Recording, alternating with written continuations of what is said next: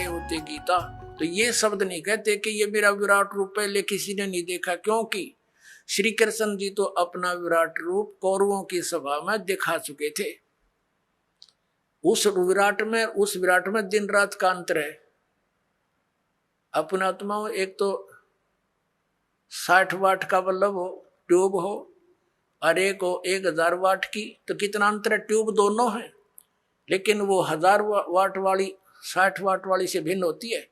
तो इसी प्रकार इन दोनों ने ही विराट रूप दिखाया था, उसमें भिन्नता थी।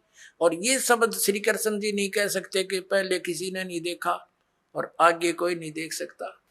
तो इससे सिद्ध है गीता ज्ञानदाता श्री कृष्ण नहीं उसके अंदर प्रवेश करके काल बोल रहा। वो 1000 भुजा का भगवान है, 1000 कला का है, सहस्रा बाहु। अब 11वें अध्याय के 21वें श्लोक में अर्जुन कहता है कि हे सहस्रा बाहु, हे 1000 भुजा वाले भगवान, अपने उसी चतुर्भुज रूप में आ जाओ। क्योंकि वो श्री कृष्ण मान रहा था उसको, और श्री कृष्ण इज विष्णु,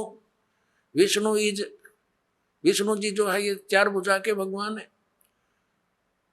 अब इस दास की नजरों से आपको पता चलेगा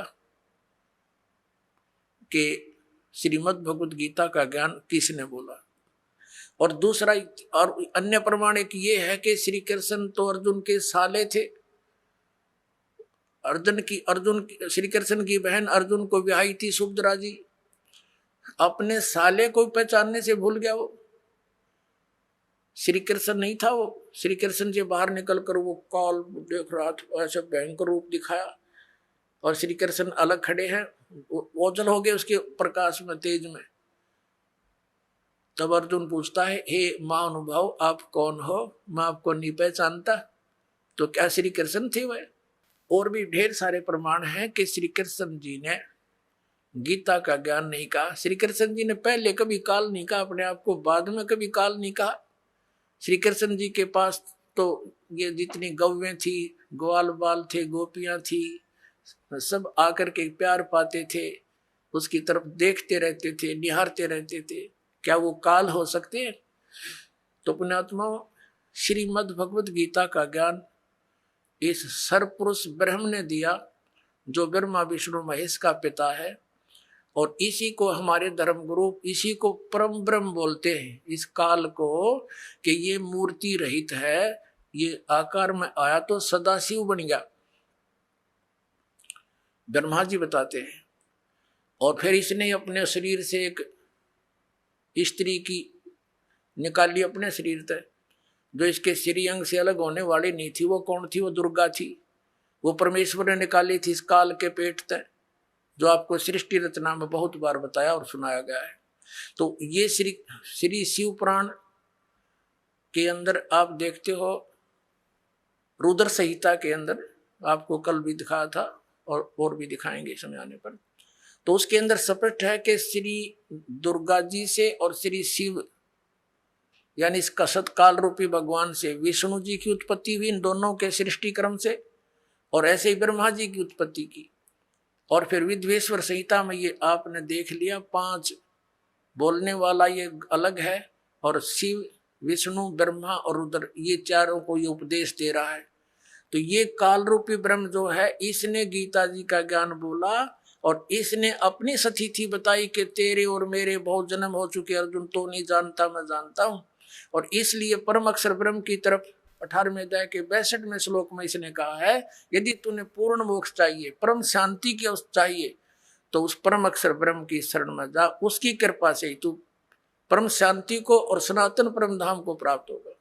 फिर उसके लिए ऑप्शन छोड़ दिया कि उसके लिए तत्वदर्शी संतों की खोज कर, वो संत जैसे बताएं तू वैसे भक्ति कर, तब तेरा पूर्ण कल्याण होगा। परमात्मा स्वयं आते हैं सतलोक से चलकर इस काल के गंदे लोक में। प्रत्येक प्राणी भ्रमित किया हुआ होता है काल के दूतों द्वारा। यथार्थ ज्ञान से कोसों दूर रखा जाता है, ताकि ये अपने कर्म बिगाड़ ले और मनुष्य जीवन को व्यर्थ करके ये चला जाए। फिर 84 लाख योनियों के कोल्हू में डाल दिया जाता है। पुण्यात्माओं, जब तक हमें ज्ञान नहीं था,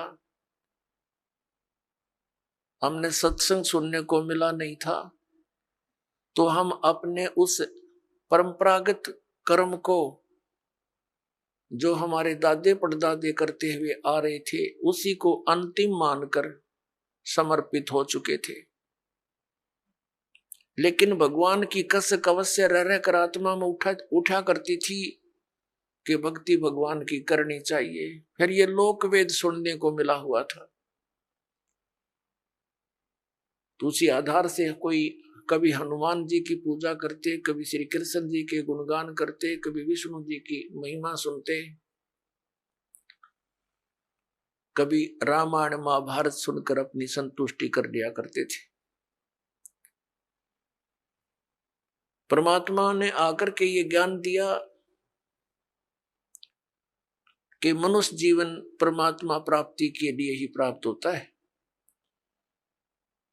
मनुष्य जीवन पाकर के जो भक्ति नहीं करते, वो तो वैसे ही कर्म कर रहे हैं जैसे अन्य प्राणी किया करते हैं। संतानों उत्पत्ति, उन्हीं की देख रेख और सब उसके पालन पोषण में, और उन्हीं के फिर आगे संतान की कामना करते हुए हम अपना जीवन नष्ट कर जाते थे।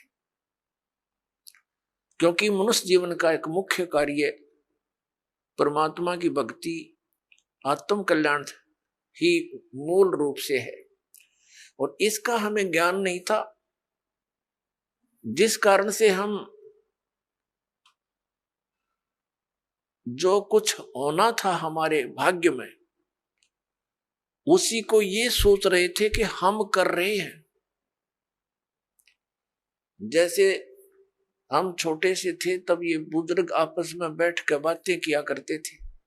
एक कहता था कि मेरे 2 लड़के 2 लड़की हैं, और सबको ब्याह दिया, शादी कर दी, और भगवान ने दया कर दी, सबके संतान है, और पुत्र पुत्रियां सबके भगवान ने दे रखी है। मेरा काम पूरा हुआ, अब बेशक भगवान उठा ले, यानी बेशक मृत्यु हो जाए, मेरा काम पूरा हो गया। अब हम उसी बात को फाइनल मान बैठे थे कि इतना ही काम होता है मनुष्य का। अपने आत्मा परमात्मा के ज्ञान की रोशनी से पता चला कि ये काम जो मनुष्य जीवन से करना था, वो तो स्टार्ट भी ना किया आपने, ये तो जीवन नष्ट कर दिया, सफल नहीं हुआ आपका। जैसे कोई ये कहता है कि मैंने ये कर दिया, मैंने ये कर दिया, मैं ये कर दूंगा, ये जीव की भारी भूल है। जैसे विवाह के उपरांत प्रत्येक प्राणी की इच्छा होती है कि हमारे पुत्र प्राप्ति हो। पुण्यात्मा, वैसे तो अध्यात्म मार्ग के अंदर पुत्र और पुत्री में जरा सा भी अंतर आपके हृदय में नहीं रहेगा जब ज्ञान समझ में आ जाएगा। और वैसे परमात्मा कुछ भी हमारे संस्कार में, पुत्र है पुत्र ठीक, पुत्री है पुत्री ठीक, लेकिन जो राम नाम पर लगे हैं तो वो हमारे लिए हमारे पुत्र हैं, अन्यथा वो काल के दूतर हैं।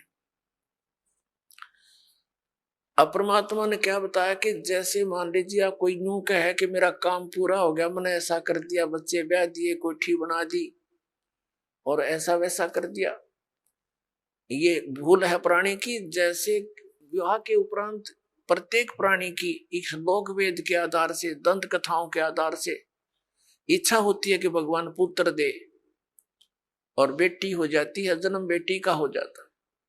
फिर पूरे परिवार की आस्था रहती है भगवान अगला तो पुत्र दे, और वो भी बेटी होगी।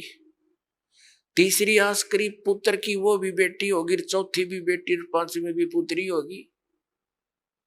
तो क्या आपका चाहा हुआ, क्या आपका किया हुआ वही हुआ जो आपके भाग्य में लिखा हुआ था। तो पुण्यात्माओं, समझदार को संकेत ही काफी होता है। अब हमने जो करना चाहिए था वो सत्संग से ज्ञान हुआ। वो क्या ज्ञान हुआ? परमात्मा ने आके बताया है कि जब तक ये प्राणी सुखी है, इस झूठे सुख को प्राप्त है, तब तक तो ये समझता है कि मैं बिल्कुल ठीक ठाक हूं।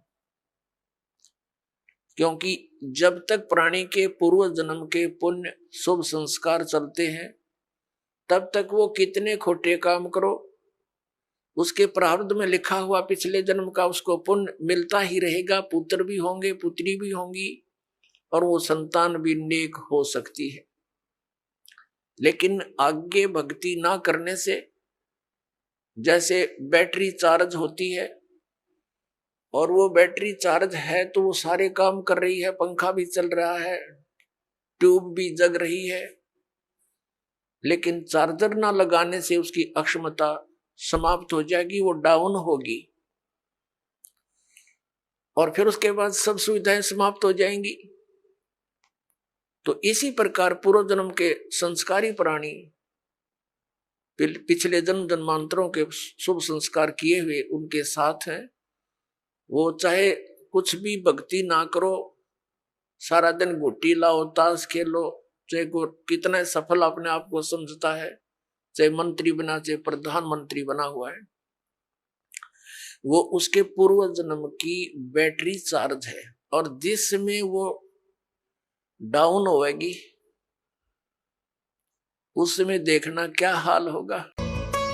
गीता अध्याय 18 श्लोक 66। सर्वधर्मान् परित्यज्य माम् एकं शरणं व्रज अहम त्वा सर्व पापेभ्यः मोक्षयिष्यामि मा शुचः। गीता ज्ञानदाता काल कहता है, मेरी सभी धार्मिक पूजाओं को मुझ में त्याग कर तू केवल उस एक पूर्ण परमात्मा परमपिता परमेश्वर की शरण में जा, मैं तुझे सभी पापों से मुक्त कर दूंगा, तू शोक मत कर। उस एक परम पिता की अधिक जानकारी के लिए अवश्य पढ़िए पवित्र पुस्तक हिंदू साहिबान नहीं समझे गीता वेद पुराण।